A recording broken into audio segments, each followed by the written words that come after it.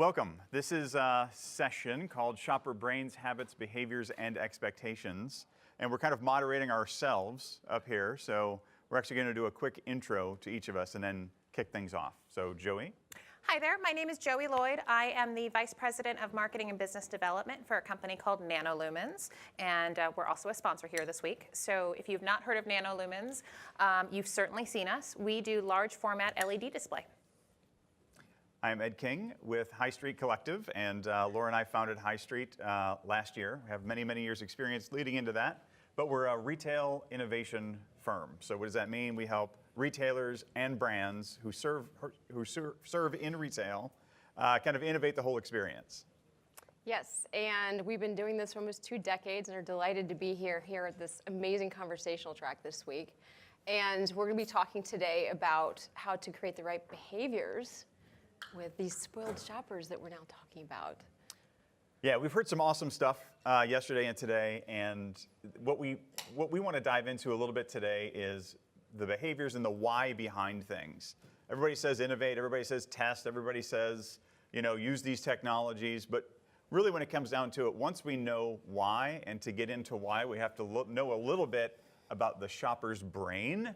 Once we know just some basics about the shopper's brain, we can understand what they really want and desire, what we call hidden desires, inside brick and mortar.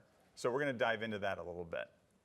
So did you know 70% of millennials, when given the choice of shopping brick and mortar or online, choose brick and mortar? I didn't know that. I did. Winner. Did you also know Gen Z, the generation behind them, is at 77%? So these are generations that were raised on touching glass. Fountain pens are back.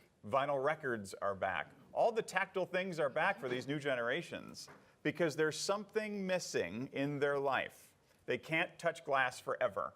They want some physical, visceral, tactile things. And we're going to talk a little bit about why that's happening. And Ken Hughes really nailed it yesterday. He was so great. He really was.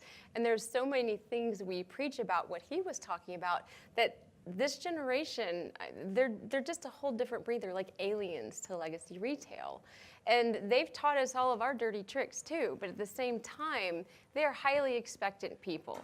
And they know that their lives are completely enabled by digital, including shopping.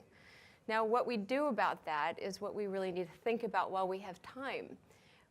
Every time we get involved in a project, we're always talking about the shopper journey, but rarely do we talk about how that journey has truly, truly changed. And every bit of it really has, yet we often go back to what we used to and planning against a journey which really is more of a scattered diagram. It depends on who you are, how technology-enabled you are, what's happening at that moment, what you're seeking to solve, what you expect to be able to solve with each retailer. It's very, very different. This is my slide. So as I stand up, my beautiful outfit. So I am an Ann Taylor loft shopper. I'm wearing all loft today. I bought it just for this purpose of being here today. And not to tattletale on them, but just to explain where the disconnect is. So I am a 40-year-old mother of 2. I love the loft. It's my easy place to go. I can get my clothes for work. I can get the clothes I want to hang out in. It's my price point. I'm in that store at least once a month. I shop online at least once a year. I have a running balance on my credit card. I am the ideal customer. But guess what? They don't know me. Last week, I was in my local store. I bought my really cute outfit. That night, I got an email. Hey there, here's 10% off. We miss you. You don't miss me. You don't know me. And that's really the issue, and that's what we're seeing. Or appreciate me. Well, there's a whole. Because if you did, I would have gotten that before I walked in. Exactly the point. Yes. So when we think about habits, everybody has been saying for years, it's so difficult to change your habit. It's so difficult to change your habit. But if you think about, remember the Dollar Shave Club? Remember that video that came out? They changed habits overnight with that video. Millions and even billions were created for a new service offering because it wasn't there, but customers didn't clamor for it. They were introduced to it and they gravitated toward it. Carvana. everybody said there's no way people are going to buy a car without seeing it or driving it. Well, they're crushing it right now. They're in all kinds of markets. Behaviors do change. Habits do change. It's just if you're able to tap into that hidden desire that customer has. So if you think about all of the things that we have grown to be accustomed to, thanks to Amazon, thanks to online, and how it's changed our behaviors and expectations. Think about retailer search, right? You go to Google, you go to Amazon, and you search for products, you search for retailers.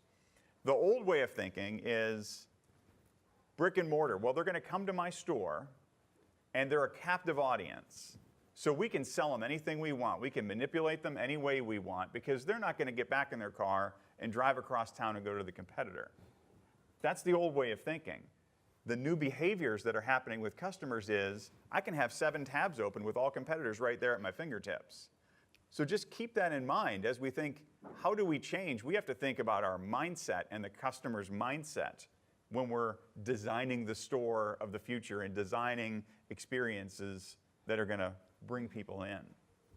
And what we put in front of them. If you go to the next slide, Ed. The wayfinding thing drives everybody bananas. Every time you get involved with this store, they're like, oh my God, the wayfinding drives me crazy. And then people are changing the footprint in different stores. It makes people nuts. And you've got examples like Target with what they're doing with their new Cartwheel app, where you can have your list right there and they'll tell you exactly where to go.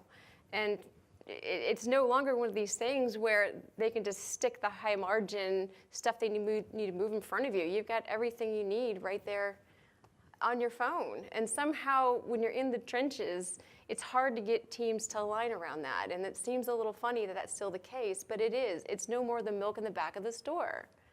Mm-hmm. Price transparency. Illusion and manipulation, putting high markups on things and then calling it sale or clearance. Versus when you're online, you can actually find out pretty easily by doing a couple of searches and a couple of clicks, actually what is the true price? What is the going rate for this product that I'm about to buy? So price transparency is becoming more and more prevalent inside brick and mortar because of that. And their product selection too. We all know this world. If for somehow we're still thinking about where to place the product on the floor without realizing that, like with the folks this morning, people are curating digitally exactly what you want. Exactly what you want. And we don't want to dig unless it's something like a TJ Maxx or it's a treasure hunt. In general, we know we have access to everything. So if you're going to come into a store, make sure people can quickly get to the things that you know that they're going to like. It wasn't long ago where we actually were reliant on in-store signage and the products and the features and the benefits on the packaging. And maybe the sales associate, which would tell us why or how this thing is better than the other thing. But again, thanks to Amazon, thanks to all these online places, we have peer reviews. We have places that we can go to say, somebody like me starred this 2 stars or 4 stars or 5 stars. Just think about that as can we take that thinking and apply it inside the store? So with the recommendations, I think we've all taken into account what we've heard from Amazon. Did anybody go in the store tour? Did they see the Amazon store? It was great, right? So you went right in and the reviews were right there on the tags without the pricing, which was amazing. And same idea here is that we've all become adjusted to this you may also like. And when we think about technology in the store and not digital for the sake of digital, how do we get to a point where we're sort of splitting that divide of, you know what, I'm not Amazon, I'm not going to do that. And perhaps I'm not Barney's either, and I don't have store associates that have been on the floor for 30 years and know my customers inside and out. So display and digital are they're new interactions that we can create where me as the loft shopper could walk in and you know what, maybe the girl behind the counter doesn't know me, but through a display that knows I've just been in the store a week ago and said, hey, you bought that really cute striped top. What about these pants over here that we think would go really well with it? And so somewhere in the middle, I think there's the divide. Mm-hmm. And being able to look and see, I really like it, but I'm not really sure. Let me look at the reviews. It's so hard to get your retail team to do that, probably because you got the vendors that are paying for being on the shelf. And I know it's hard, but it's still the right thing to do because we're doing it on our phones anyway. You're just making me have to take an extra step. Speaking of extra steps. There's an article that went up this morning. We just put on our Slack channel about how so many retailers are actually taking people off the floor because profits are down. That's not helping, especially when I can just avoid it all by having it sent to my door. Again, sometimes we're kind of missing the common sense stuff. And it's just going to get harder. We're trying to catch up right now, and every time we get close to catching up, there it goes again, the bar's risen. The new expectations are forever set, and we're getting to the point that we're getting angry about it, which is why we're having stuff delivered to our door. Back to what Ed was saying, we want to love stores, just not when they stink to go to. It's just that simple. If it's nice to go to, I'm going to want to go. So we have to acknowledge that, and by acknowledging that, do things that are going to get people to want to get behind their car, wheel, and go. And this is the challenge. It's the reason we're here today. Again, so wonderful that this conference has hit so many nails on the head. But our innovation is here, and our shopper expectations, and we are all those people, all of us in the room, are up here. And the rich soil in the middle is the stuff to solve. As innovation consultants, we focus on store, and we believe that there's 3 key places to focus on, but all of it marries up to the non-conscious. And 95% of the choices we make, the things we buy, are in our hidden subconscious. We don't talk about that enough. And as we still do things like focus groups and some of the more traditional approaches towards innovation, we need to focus on this. And let's talk about the 3. There's the emotional stuff, there's the physical stuff, and there's the social stuff. And that's what we're going to dig into now over the rest of this time, is understanding that. How do you drive the right buying and loyalty behaviors by taking advantage of these 3 buckets? Traditional retail often says, looking at Amazon, we got to be Amazon. We have to beat them at their own game. We have to join the party. We have to, whatever the phrase of the day is.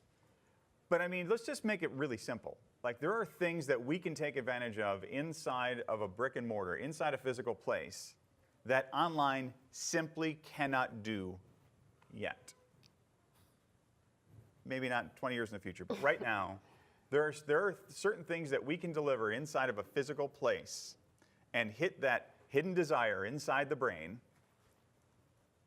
And I'm telling you, people crave it because they're sick and tired of hitting glass. Think about emotional, physical, and social, and breaking each of those down. You look at control, ceding control to the shopper. This is their remote control. Their mobile device is their remote control. Confidence, sales associates inspiring and reassuring purchases. We can do that inside the stores. Meaning, holy cow, does this new generation want to have meaning in everything they buy and every experience they have? Escape. People do want an escape. People do sometimes go to Target just to get away for a couple of hours. Calgon, take me away. Most of you don't have any idea what that means. No, but we all know about Target Boutique. Right, there you go. And we're all from Atlanta. They call that piddlin' in Atlanta. We go piddlin' in the store. You know, ease. Everybody wants ease. Play. Ever since, recess has been cut and every sport has been so super structured for our kids, there's really no time for play anymore. To actually go out and play. And people are craving it. Discovery. Just being able to discover and go, find some treasure. And obviously sensory inputs are huge. It's a great opportunity for our ears and our noses and our mouths and everything to really take things in. And then finally, social, peer validation, all the things that we talked about with what we got used to online. How do we deliver that in the store? Sharing, exclusivity, and connection. So we're going to go through an example, a real-world example of a retailer or hospitality or Something. One of those. Yes. Disneyland, maybe a little Yes, yeah. of each of these. So this is control, right? If this is the remote control, this is a company called Cloud Tags, and it's a software platform that does not require an app. It's actually based in Atlanta, near us. And you're able to either take your device or you pick up a device in the store, and you simply go and you tap what you want to put in your cart, or simply tap what you like. And then when you come home, there's, your likes are now housed for you online. And it's a really cool technology that uses sonic technology. It's like a dog whistle. and it actually sends audio signals back and forth to either products or screens in the store to your mobile device, and it remembers what you liked in the store. It's really fascinating technology. And it opens the door up for the social ratings and all that good stuff too, so you don't have to work for it. In the conference, we talked about the Neiman mirror before, but it is about trust, but also trusting yourself. Is this dress really look good on me? Or is this really going to be the right thing for me? To have the tools that enable the associate to better sell, to have the tools that can very quickly be a doorway to curating what you like, but also what you might like, and to make sure that, especially at a Neiman's, where you're spending a lot of money, it's going to be the right thing for you. This is really, really important, because confidence isn't always with the person that's standing next to you, particularly for certain brands. So this is a fun install and fun store that we've seen. Video.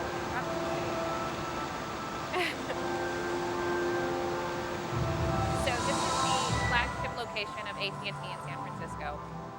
And what's really interesting about this, if anybody sat in on the AT&T session earlier before lunch today, you'll know that they talked about this home experience that they've created within their stores, but it's super modern.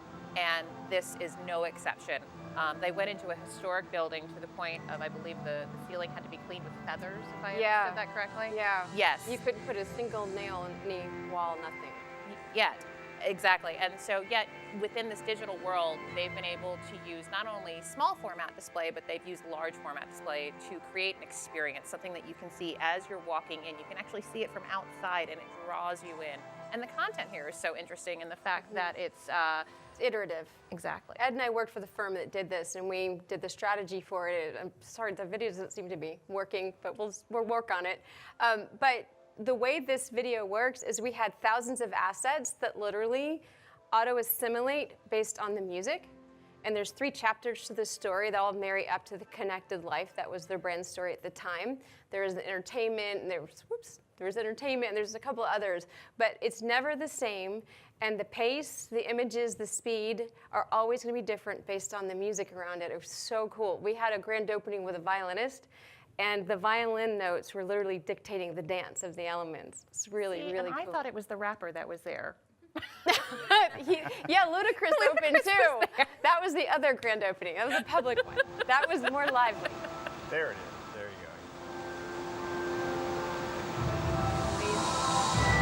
But it stopped you in the tracks, which is what you needed to do for a flagship. It was the most important flagship they've ever had.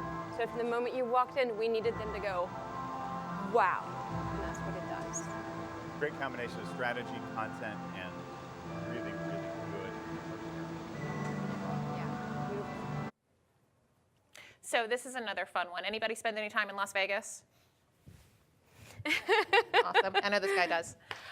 So this is a brand new T-Mobile store in Las Vegas. And little bit of self stuff here.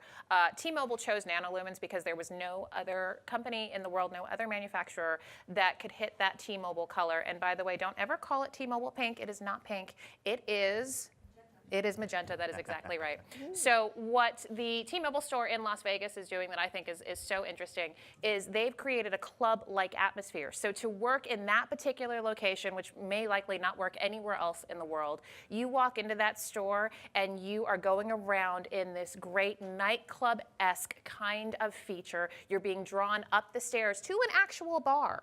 And they're using all of their digital in a way to create this experience right on the strip for another flagship location. Mm-hmm. So this is another retailer. This is Holt Renfrew, based in Canada. And those displays, what's really interesting there, oftentimes we called it the 50-foot woman. I don't know if anybody remembers that from back in the day. But this is another way to escape, right? So, you know, you guys already talked about, sometimes we want to just go and have fun and we want to escape, or we want to, you know, just dither around the mall and waste a little bit of time. And there you are being drawn into and brought into, you know, maybe you weren't in the mood for a department store. Maybe you were, you know, just out there kind of looking for the boutique store, but that draws you toward it. It helps you escape into a new world. And we're seeing a lot more of this as we move away from price and item as the de facto that you put on things like this, that we can actually get people to stay longer and buy more if we don't do the price and item. We just want them to be there longer. So physical, again, there's no opportunity out there to create the multisensory, rich, emotionally compelling experience and manifestation of a brand than a store, just not when they stink. And we have high expectations these days, so they can stink. Back to the ease thing, to be able to go in, and this is the new Target app again. They're releasing, I think Ed, a couple weeks ago, they said they're going to be releasing this to everybody soon. You can know exactly what's on your list, and they will take, it's location based. They will tell you exactly from where you're standing, this is where you need to be. And if you have Cartwheel app, mobile coupons, it'll tell you where you need to go next to fulfill your list. Make it easy. Now, will it give you like the guided tour? Will it tell you this is the quickest way to get there so you don't walk in, a big circle? No. Ah, see, that's next. Because then you're going to pick up something because something was cute. So this is one of my favorites, actually, and this is a little bit outside of our traditional retail world, but this is retail inside of an airport. So I know many of us traveled in today. How many of you buy things when you're in the airport? All the time, right? So we've seen something really interesting that's happening in retail, specifically in the airports, and that's the combination of information and data and flight information, that type of stuff, along with the sales tactics and with the brand-centric items. And what happens is when you have a happy traveler, one who is informed, they had a good time going through TSA, which I heard you did not. No. But when you have that good experience and you're informed in knowing, my flight's actually not boarding, I still have another 20 minutes, you are more likely to spend money there and spend more money. So that's what we're seeing here. So we've got that combination of flight data, we've got a little bit of Clinique, a little bit of Mac, we've got that whole brand thing going on. And we're talking like 30% lift in sales.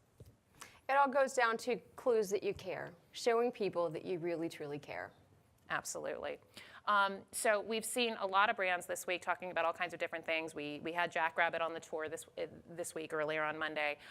This is the largest sporting goods retailer in Canada called Sport Chek, and they have been doing digital flagship stores for quite some time. Retail Touchpoints has actually covered them a few times over. And if anybody is a Rocky fan, anybody in here, Rocky fan? No? Yeah? Come on. Yeah, you see, I knew you would be, right? So I hear Eye of the Tiger, and the little hairs stand up, right? You get all excited, and you think about the stairs, and you're like, you know what? I can do it. I'm also the girl who will tell you that when the zombie apocalypse comes, I'm the first to die. It's going to happen. Like, I can't run. I don't go anywhere. But I watch Rocky, and I'm like, oh, yeah, I can do it. I can do it. That's exactly what Sport Chek is doing in these stores, and it starts right there at the entrance with this beautiful digital tunnel that you get to walk through and get fully encompassed and made part of. And then as you go into the store, you get to play in each and every section, no matter what your sport is, whether it's running or it's hockey or it's lacrosse or anything else. They're using digital to create this hyper-local experience for every customer that comes in. There are neurons in the brain called edge neurons that are only activated in physical spaces, and it helps the brain map its space. But the more neurons you can activate, the more emotion that is imparted, the more memories, positive memories that you have of the place that you're in. So then you activate mirror neurons, which means I'm projecting myself in whatever story of that product. Or the Rocky thing is great because I'm Rocky, right? Yeah. So I walk into that and Running I up feel, that stairs. Right, it's all about the feeling, and you can't really replicate that on a mobile device sitting on your couch. This is something that, because of the physical space, because of the emotions that are imparted, are specific and exclusive to brick and mortar or pop-up or whatever it is. We often say that you can't create a memory without emotions, and emotions therefore become one of the most powerful currencies you have today. Because if you don't have a memory of an experience, it's meaningless. Yeah, and Steve Dennis, the last session, actually focused on beta brands here. This is Beta, the store. And again, it's just a great experience to be able to discover things. I spent 90 minutes or so in there, and you just go from product to product to product. You engage with it. There's a demo unit there. Sometimes it's enabled by a mobile device. Sometimes it's like an iPad that's in a little construct there. But it's a great way to just discover what's new, what's happening in technology, what's happening with consumer electronics. Their CEO is one of the most inspiring people we've ever seen. He keynoted an event we put on a couple weeks ago in Vegas. And Phil Robb, yeah. Yeah, we have the video of it if anybody wants it. It is a truly inspiring thing to listen to. You're talking about flipping retail on its ear. I mean, yeah. He actually says he doesn't make money off of selling stuff. Think about that from retail. He doesn't make money off of selling stuff. It's basically those companies rent out that space in the store. It's an amazing case study. And speaking of Disney, so this is something that Disney created. They wanted to create an AR, VR experience without any cumbersome headset or little, holding up your phone, none of that. So they created this kind of multi-sensory experience where you sit on this bench and you look at a screen that looks like a mirror of you sitting on the bench. And of course, it comes to life with different characters and different things. But what's funny is that elephant would come and kind of roll up and then jump on the seat, and the seat would move. The seat would actually move. So it's this complete multi-sensory experience that is just fascinating and again, something that's really difficult to replicate online.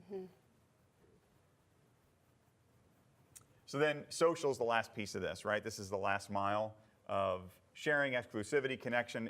Can we leave them on an up? Can we leave them with a reward as they go through the shopping experience? And again, back to the Amazon bookstore, they are taking a lot of this peer validation things and applying it in store. The store has no prices in it because the prices for a Prime member are different than prices for a non-Prime member. And they encourage you to open the app. They encourage you to look at the star ratings. They encourage you to read the reviews. It's if you like this, you'll love this. They've carried that online behavior and applied it in store. And now they're going to have Prime as part of your Whole Foods experience. It'll be interesting to see if they bring some of that in Whole Foods. That broke, 10 minutes ago? Yeah. So this is a really fun one. Anybody been over to Times Square and seen Madame Tussauds? So this is, 130, 50-year-old company? Madame Tussauds has been around for a really long time. And about 5 to 10 years ago, they decided that they had a real brand problem because they just weren't having the attraction that they needed. Here's this store in Times Square. It should, have hundreds of thousands of people traveling through every day, and they weren't getting it. And the reason being is that when you walked by this window, you saw one of their wax figures behind a red velvet robe. And nobody wanted to go see a wax figure. That wasn't really interesting, right? Not in the age of selfies, not in the age of I've got my iPad, I've got my cell phone, and all I want to do is take pictures of my favorite celebrity if I see them. Well, guess what? They figured that out. And so instead of having their wax figure in the window, wrapped up behind the red velvet, they actually brought in digital to show, here I am with my camera and I'm taking a picture with my favorite celebrity, Tay-Tay. And they were able to drive hundreds of thousands of footfalls on an annual basis just by changing out that little bit, by just understanding their brand and saying, you know what, we needed to get an update. We needed to understand this millennial, Gen X, Gen Z, this whole new thing that, we don't want to just see a museum, but we want to interact with. Cultural relevance. Absolutely. And we heard from these folks. Was that today? The days are blurring. But Fabletics is so inspiring what they've done with the physical store because they're actually using it as physical. It's like a mashup of physical online research. They know, like they know with you online, who you are, what your sizes are, what your preferences are. Everywhere you go, you get curated recommendations. You're noted by your name. You go into a dressing room, it knows what you've got. It's a very hyper smart store and it's highly curated, but they're also paying attention to what you're doing so they can put it into the cloud of all their analytics and better understand you in a physical environment as well as a virtual environment. And I know this is ugly, but the whole point is we have so underutilized the power of user-generated content and bringing things like Twitter feeds and Instagrams and everything else into our physical environments. We're seeing, I think in 2015, Business Insider was proving that people who use UGC are buying 75% more. And yet, we don't really take advantage of it like we should. We should be so much further along. So those were some examples of retailers who are, getting some things right. And if you think about all those deep hidden desires of the shopper, of the customer, of what they really want, again, they're never going to tell you in a focus group what they're never going to say, I want a treasure hunt and I want more control. They're going to say, I want a reason to go. I want a reason to go to your store. So talking about expectations, we talk about innovation in our business a lot. But here's the thing. if it's not shopper-ready innovations, it's not going to move the needle. You know, there were analysts on stage today, and it's got to move the needle. When it comes down to it, it's got to sell more stuff to more people more often with bigger baskets, right? It's got to do that. And we can test in pilot locations and all these fantastical technologies. There are some, you know, sponsors here that have these, and it's great, and it's probably going to hit at some point, all these technologies. But what we found is that if it's shopper ready, then it's now, we can test it, we can hopefully move the needle with these technologies. And again, are there more than 10 technologies? Sure there are. But we've put together a retail innovation radar, again, from the adoption of the customer. Are they ready for these things? And we're happy to send this report out. If you just want to give us a business card on your way out, we'll put you on a list for this. But we're going to start doing this every month, where we're going to be measuring everything from virtual reality to wayfinding to artificial intelligence to frictionless payment to augmented reality, and say, all right, the closer you are to the center of that, the more shopper ready it is. The further out means it's not quite ready for prime time, and the bigger bubble means the bigger impact to the business. So, and this is going to change every month because things are going to, you know, new things are going to come up and new retailers are going to pop up. And I mean, just think about Amazon Go and how they created a whole frictionless payment movement just like that overnight. But a key point in that is that we're not talking about just digital here, we're talking about innovation. Digital tools are potential weapons within innovation. It comes down to how they're being used, if they're solving or curing a real disease, and how they're working within all the multi-sensory things happening around that moment, and that's so important. You cannot think about stuff like this in a bubble. Never talk about, I need to go do a mobile whatever. No, you need to focus on where is there a friction point you need to solve, or where is there a brand opportunity that you can create what we call a unique experience signature to set you apart. You have to start there. This is us. If you want to take a picture, there's our contact information. Take it home with you as a souvenir from New York. And is there any questions, any burning questions that we can answer for you? We've got... Wherever, but... Yeah, we've got 30 seconds ago. Probably it. So I think thank that'll you be okay so for a much. minute. Appreciate your time today.